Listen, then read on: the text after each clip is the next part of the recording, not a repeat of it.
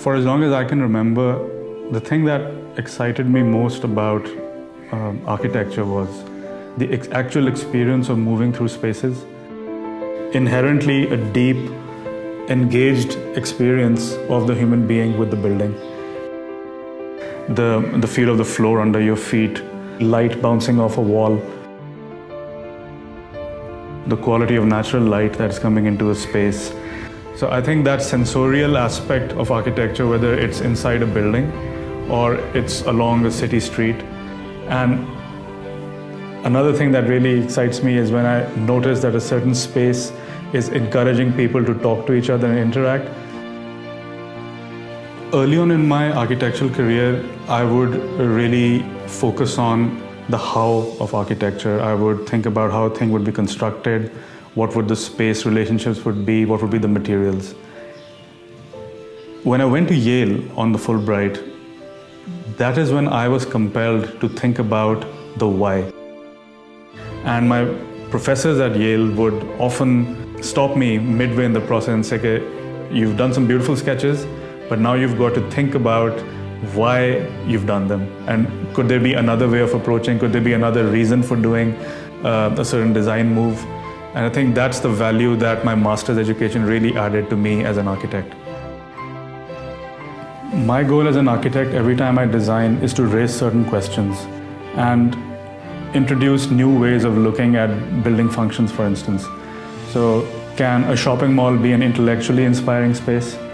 Can we design a mosque that thrives on God's forces of wind, the sun and water, rather than relying on traditional elements such as domes, arches and minarets to look Islamic? Almost always what I like to have in my projects is some place for nature and, most importantly, an architecture that is sustainable for a country with scarce resources. The spaces that inspire me in Karachi are relatively unsung, and that would be the original buildings of Karachi University, designed by the French architect Michel Ecochard.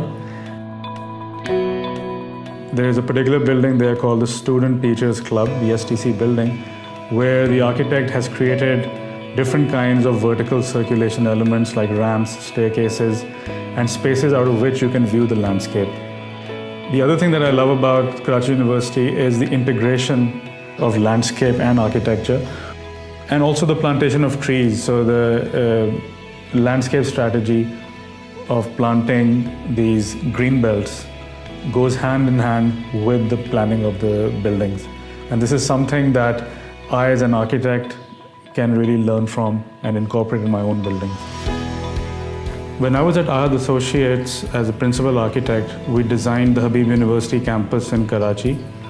The feeling of seeing something built that I've designed is beyond words, really.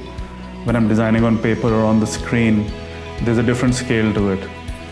And when the thing is actually built, all the human senses are engaged, that's when the power of that piece of architecture really becomes clear to the architect. And that's also the moment where we realize how much we can actually do as architects.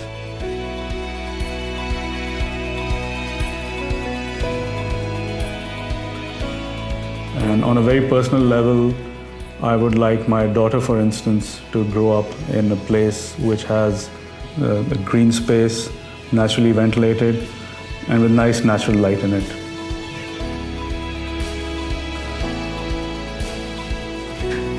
My name is Saifullah Sami, and I want to create extraordinary spaces that nurture and inspire.